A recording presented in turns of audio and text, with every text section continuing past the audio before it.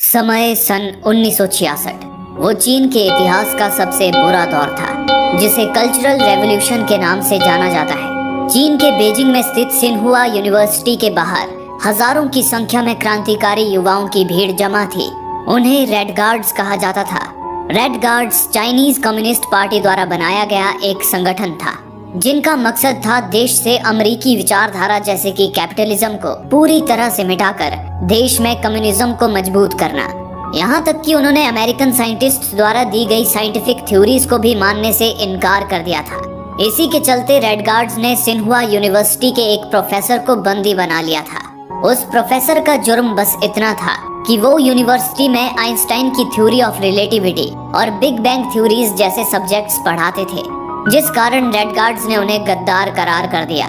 उसी भीड़ में बेबस खड़ी प्रोफेसर की बेटी येवेंजी अपने पिता पर अत्याचार होते देख रही थी, लेकिन वो रेड गार्ड से अपने पिता को बचाने के लिए कुछ नहीं कर सकती थी। इतने में ही एक रेड गार्ड ने भीड़ से कहा, कम्युनिज्म हमें सिखाता है कि इस यूनिवर्स को किसी ईश्वर ने नहीं बनाया है, बल्कि ये यूनिवर्स पहले से ही एग्जिस्ट करता है। लेकिन ये प्रोफेसर जो बिग बैंग थ्योरी सिखाता है, उस थ्योरी के अनुसार एक धमाके के बाद ही यूनिवर्स बनना शुरू हुआ, यानी कि उस धमाके से पहले ईश्वर के होने की संभावना है, जो कम्युनिज्म के मुताबिक सरासर गलत है। फिर उस रेड गार्ड ने प्रोफेसर से कहा, तुमने बिग बैंग थ्योरी पढ़ाकर जो जुर्म किया है, क्या तुम उसे कबूल करते हो? इस पर प्रोफेसर ने जवाब दिया, बिग बैंग थ्योरी केवल ये बताती है कि यूनिवर्स की शुरुआत एक धमाके से हुई। इस थ्योरी में ये कहीं नहीं कहा गया है कि उस धमाके से पहले ईश्वर का कोई अस्तित्व था। ये कहकर प्रोफेसर ने अपना जुर्म कबूल करने से इनकार कर दिया। प्रोफेसर का ये उल्टा जवाब सुनकर रेड गार्ड्स गुस्से से बौखला उठे और प्रोफेसर को बड़ी ही बेरहमी से पीट पीट कर मौत के घाट उतार दिया। उनकी ये दरिंदगी देखकर येवेंजी की रूह तक कांप उठी। प्रोफेसर को मारकर रेड गार्ड्स वहां से चले गए और येवेंजी वहीं बैठी अपने पिता की लाश पर आंसू बहाती रही। वर्तमान समय सन 2024। लंदन के एक अपार्टमेंट में पुलिस ने घेराबंदी कर रखी थी। इतने में ही क्लैरेंस नाम का एक डिटेक्टिव उस अपार्टमेंट में दाखिल हुआ। वो जब अपार्टमेंट के एक कमरे में पहुंचा तो वहां का भयानक मंजर देख वो सन्न रह गया। उस कमरे में खून से लथपथ एक आदमी की लाश पड़ी थी, जिसने एक चाकू से अपनी दोनों आंखें ही निकाल ली थी। और तो और उसने अपने खून से कमरे की दीवारों पर हर तरफ काउंटडाउन नंबर्स लिख दिए थे, और साथ ही ये भी लिखा था कि वो काउंटडाउन मुझे अब भी दिखाई दे रहा है। वो लाश एक जाने माने फिजिसिस्ट की थी, जिन्हें अगले नोबेल प्राइज के लिए नॉमिनेट किया गया था। पर भला कोई इंसान खुद को इतनी बेरहमी से क्यों मारना चाहेगा? ये सोचकर डिटेक्टिव भी हैरान था। लेकिन उससे भी ज्यादा हैरानी की बात तो ये थी कि ये इस तरह का कोई पहला केस नहीं था, बल्कि बीते कुछ दिनों में अलग अलग देशों के कई मशहूर साइंटिस्ट इसी तरह से खुदकुशी कर चुके थे, और उनमें से कुछ साइंटिस्ट के पास भी इसी तरह के काउंटडाउन नंबर्स मिले थे। इसी बीच लंदन में स्थित ऑक्सफोर्ड यूनिवर्सिटी में मशहूर फिजिसिस्ट वेरा अपने पार्टिकल एक्सेलरेटर लैब में दाखिल हुई। पार्टिकल एक्सेलरेटर में सब एटॉमिक पार्टिकल जैसे कि प्रोटॉन और इलेक्ट्रॉन को लाइट की स्पीड से आपस में टकराया जाता है। इससे जो नतीजे प्राप्त होते हैं, उनसे अलग अलग तरह की स्टडीज की जाती हैं, जैसे कि सब एटॉमिक पार्टिकल से मैटर्स यानी कि पदार्थ कैसे बनते हैं, या इस दुनिया की उत्पत्ति कैसे हुई, एटसेट्रा। वेरा अपने असिस्टेंट सॉल के साथ इसी तरह के एक प्रोजेक्ट पर काम कर रही थी, जिसके लिए वे पार्टिकल एक्सेलरेटर में कुछ एक्सपेरिमेंट्स कर रहे थे। लेकिन उनके एक्सपेरिमेंट से जो नतीजे सामने आ रहे थे, उसने वेरा और सॉल को चिंता में डाल दिया था, क्योंकि 60 सालों से लेकर अब तक साइंटिस्ट्स को पार्टिकल एक्सेलरेटर से जो नतीजे मिलते आ रहे थे, उसके विपरीत अब उन नतीजों में बहुत बड़ा बदलाव आ गया था। अब उन्हें ऐसे नतीजे मिल रहे थे जिनका कोई सिर पैर नहीं था। इसी वजह से उनके सारे एक्सपेरिमेंट्स भी फेल हो रहे थे। सिर्फ उनके ही नहीं, बल्कि दुनिया भर के सारे पार्टिकल एक्सेलरेटर्स में ऐसी ही गड़बड़ियां आ रही थी। इन नतीजों से तो यही बात साबित हो रही थी कि पिछले 60 सालों से अब तक साइंटिस्ट्स ने जो साइंटिफिक थ्योरीज बनाई थी, वो सब गलत थी। इन सब की वजह से वेरा का प्रोजेक्ट फेल हो चुका था, जिससे वेरा की जिंदगी भर की मेहनत मिट्टी में मिल गई थी। वेरा मायूस होकर वहाँ से जाने लगी। जाते जाते अचानक उसने सॉल से पूछा, क्या तुम ईश्वर पर यकीन करते हो? इस पर सॉल ने जवाब दिया, क्या आपको ऐसा लग रहा है कि ये गड़बड़ियां कोई ईश्वर कर रहा है? माना कि हमारा विज्ञान गलत साबित हो रहा है, लेकिन इसका मतलब ये नहीं कि इस गड़बड़ी के पीछे किसी ईश्वर का हाथ है। ये सुनकर वेरा बिना कुछ बोले वहाँ से निकल गई। और लैब में मौजूद एक गहरे टैंक के ऊपर आ गई। उसने बिना एक पल भी सोचे वहां से नीचे छलांग लगा दी, जिससे उसकी दर्दनाक मौत हो गई। वेरा की मौत सारे साइंटिस्ट्स के लिए बहुत ही दुखद घटना थी, खासकर उसके पसंदीदा स्टूडेंट रह चुके 5 दोस्तों के लिए, जो वेरा की बदौलत ही आज अपनी जिंदगी के एक अच्छे मुकाम पर थे।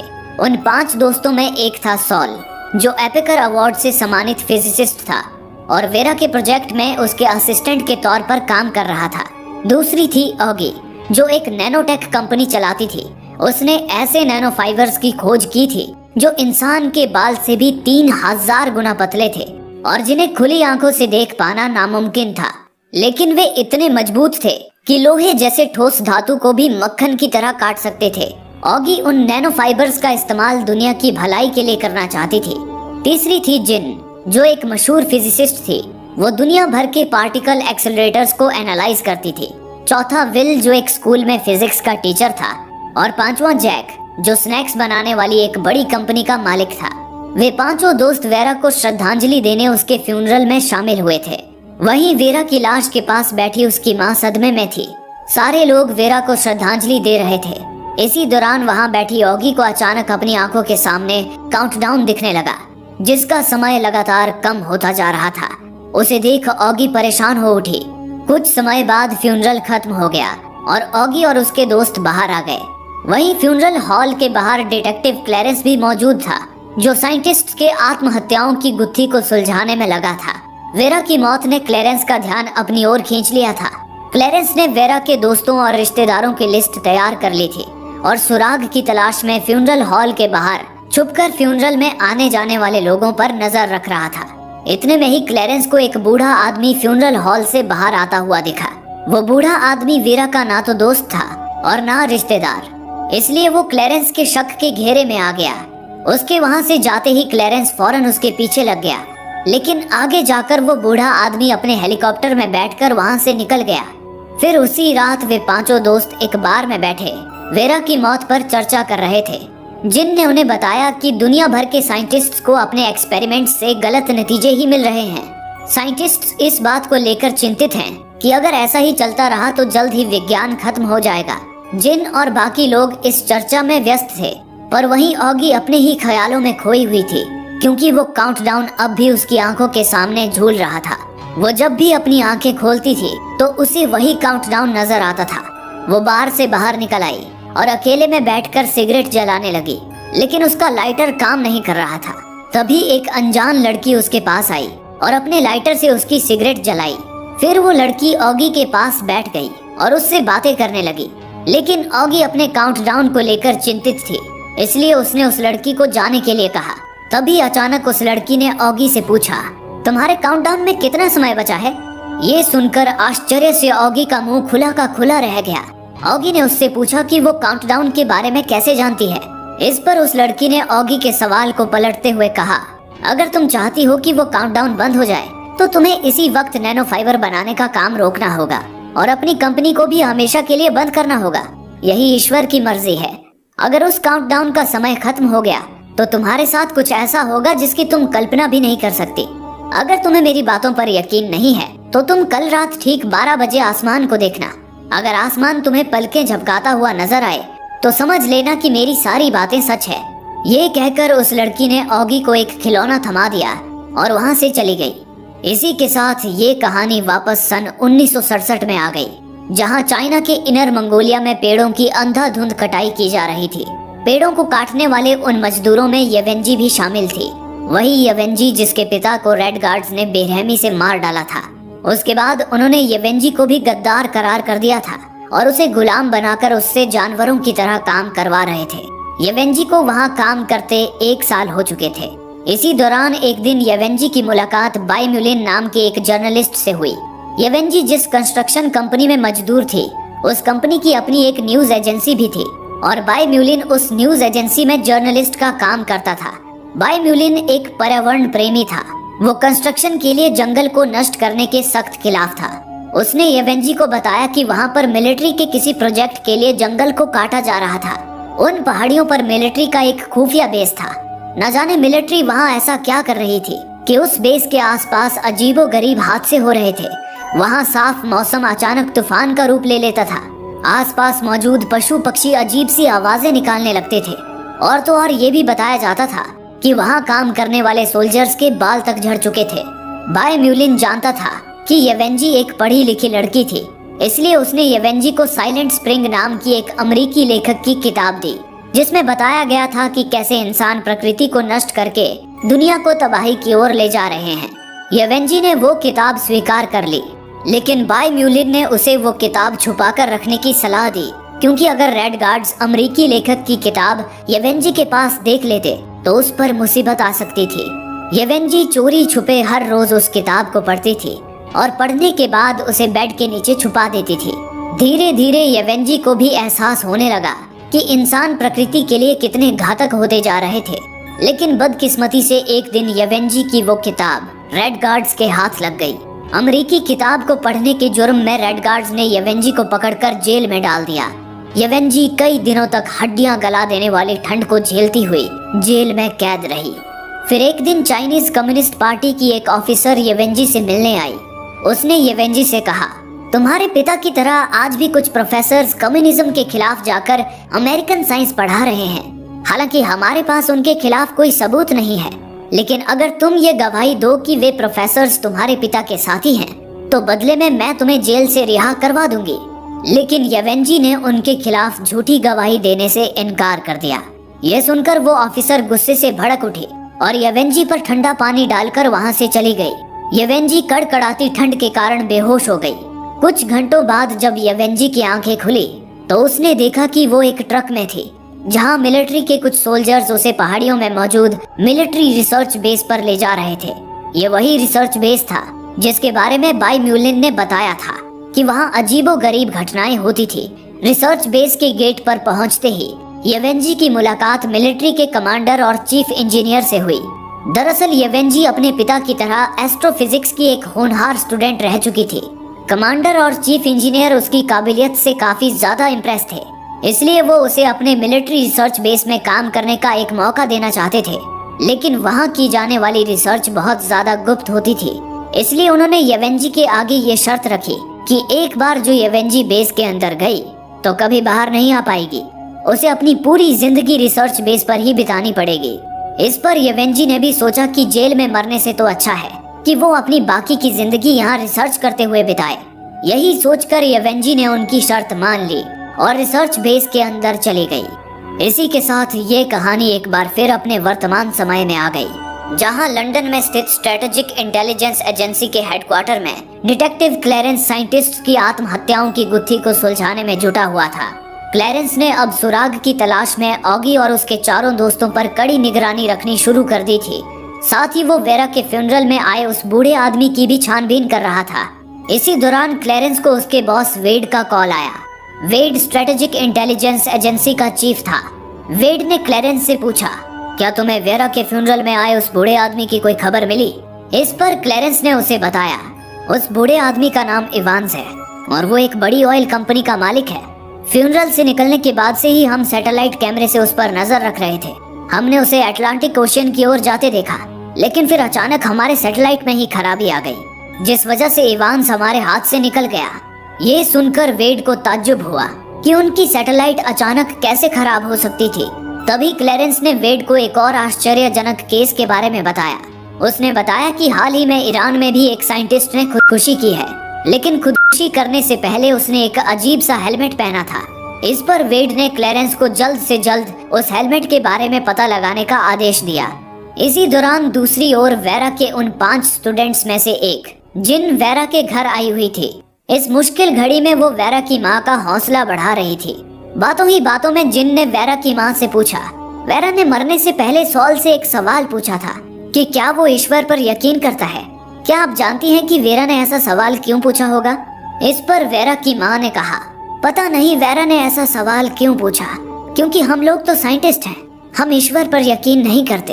इसके बाद जिन ने वेरा की माँ से पूछा, क्या वेरा के मरने से पहले आपने उसके साथ कोई अजीब बात होती देखी थी?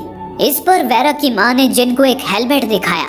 ये ठीक उसी तरह का हेलमेट था जिसे पहनने के बाद उस ईरानी साइंटिस्ट ने खुदकुशी की थी। वेरा की माँ ने जिन को बताया कि वो हेलमेट एक VR हेडसेट है वेरा कुछ दिनों से उस हेडसेट को पहनकर कोई वीडियो गेम खेलती रहती थी। उस अजीब से हेडसेट को देख जिन हैरान रह गई। वेरा की माँ ने जिन से कहा कि अगर वो चाहे तो उस हेडसेट को रख सकती है। इस पर जिन उस हेडसेट को अपने साथ घर ले आई। घर आकर उसने जैसे ही उस हेडसेट को पहना, तभी अचानक वो उस गेम की दुनिया में ही पहुंच गई। गेम की वो दुनिया जिन को बिल्कुल हकीकत की तरह लग रही थी।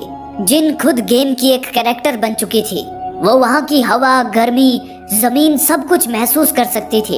इतने में ही गेम का लेवल 1 शुरू हुआ। जिन अपने सामने पिरामिड के आकार के एक बड़े से महल को देख रही थी। तभी अगले ही पल उस महल के पीछे से धधकता हुआ एक विशाल सूरज बाहर निकला। उस सूरज के निकलते ही वहाँ रेत का तूफान शुरू हो गया। उसे देख जिन घबराकर पीछे हटने लगी। तभी उसका पैर किसी चीज पर पड़ा। जिन ने जब पीछे मुड़कर देखा तो उसे वहाँ रेत के नीचे दबी किसी इंसान की लाश दिखाई दी। लग रहा था मानो सूरज की गर्मी से उस इंसान का शरीर पिघल गया हो। तभी अगले ही पल उस लाश ने अपनी आंखें खोली। उसे देख जिन डर के मारे चीख उठी और फौरन उस हेडसेट को उतार दिया। वो गेम खेलकर जिन को ऐसा महसूस हो रहा था मानो वो किसी दूसरी ही दुनिया से लौटी हो। उस गेम की टेक्नोलॉजी आज के समय से कई साल आगे थी। जिन उस गेम के अद्भुत एहसास से उभरने की कोशिश कर रही थी। इसी के साथ इस कहानी ने एक बार फिर भूतकाल की ओर रुख कर लिया, जहां मिलिट्री के रिसर्च बेस में येवेंजी को काम करते अब 3 महीने बीत चुके थे। लेकिन येवेंजी अब तक समझ नहीं पाई थी कि आखिर वहां कौन सा सीक्रेट एक्सपेरिमेंट किया जा रहा था। आज मिलिट्री अपने एक और एक्सपेरिमेंट को अंजाम देने वाली थी। येवेंजी वो एक्सपेरिमेंट देखने बड़ी ही उत्सुकता से कमांडर और चीफ इंजीनियर के साथ एक बड़े डिश एंटेना के करीब आ गई। इतने में ही उस एंटेना से अंतरिक्ष की ओर एक सिग्नल भेजा गया। उस सिग्नल के ट्रांसमिट होते ही अचानक आसमान में बादल गरजने शुरू हो गए।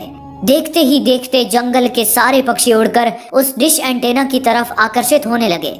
वे पक्षी बारिश की बूंदों की भांति मरकर जमीन पर गिरने लगे। उस ट्रांसमिशन के रुकने तक जमीन पर हजारों पंछियों की लाशों का ढेर लग चुका था। येवेंजी समझ नहीं पा रही थी कि अंतरिक्ष में इतना पावरफुल सिग्नल भेजने के पीछे मिलिट्री का मकसद क्या है। इस बार येवेंजी ने हिम्मत करके अपने सुपीरियर्स से पूछ ही लिया, आखिर आप लोग यहाँ किस तरह के एक्सपेरिमेंट्स कर रहे हैं? जहाँ तक मेरा अंदाजा है आप यहाँ मिलिट्री के लिए हथियार तो नहीं बना रहे हैं। इस पर कमांडर ने उसे बताया, तुम्हारा अंदाजा बिल्कुल सही है।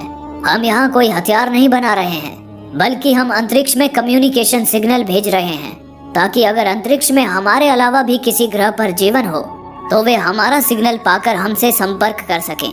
ये सुनकर येवेंजी के होश ही उड़ गए।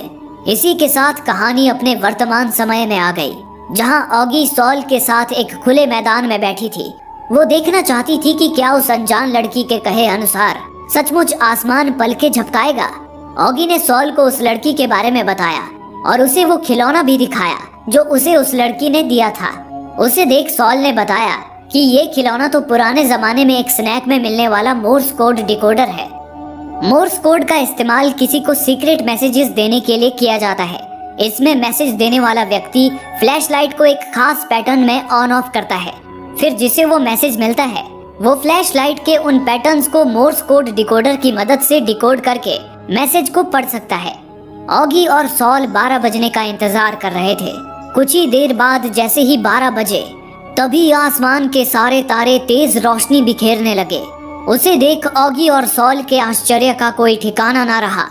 ऑगी और सॉल के साथ साथ पूरी दुनिया उस अविश्वसनीय घटना को देख रही थी। इतने में ही अचानक आसमान के सारे सितारे एक साथ जलने बुझने लगे, जैसे कि कोई उन्हें ऑन ऑफ कर रहा हो। ऐसा लग रहा था मानो आसमान पलके झपका रहा हो। सॉल ने नोटिस किया कि वे सितारे एक पैटर्न में जल बुझ रहे थे। वो समझ गया कि वो एक मोर्स कोड था। सॉल ने ऑगी को बताया कि ये मोर्स कोड असल में कुछ नंबर्स बता रहे हैं जो हर सेकंड घटते जा रहे हैं। वो नंबर्स थे 10, 34, 06, 5, 4, 3, 2, 1। ये सुनकर एक पल को ऑगी की सांसें तक थर्रा उठी, क्योंकि वो नंबर्स कुछ और नहीं बल्कि ऑगी की आंखों के सामने झूल रहे काउंटडाउन के नंबर्स थे, जिसका समय लगातार घटता जा रहा था। ऑगी डर से कांपती हुई उन नंबर्स को देखती रही और इसी के साथ ये एपिसोड यहीं समाप्त हो गया। आखिर वो कौन है जो आसमान के सितारों को भी जलाने बुझाने की ताकत रखता है? आखिर काउंटडाउन का समय खत्म होने के बाद ऑगी के साथ क्या होने वाला है। और अब तक जिस विज्ञान की बदौलत इंसान ने समुद्र की गहराइयों से लेकर अंतरिक्ष की ऊंचाइयों तक अपने पैर पसारे थे, वो विज्ञान अचानक गलत कैसे हो रहा है? क्या इससे ईश्वर का कोई ताल्लुक है? जानने के लिए देखना ना भूलें रहस्यों से भरी इस कहानी का अगला एपिसोड। कहानी का अगला एपिसोड आपसे मिस ना हो, इसलिए चैनल को सब्सक्राइब करने के बाद नोटिफिकेशन बेल को जरूर प्रेस कर लें। धन्यवाद।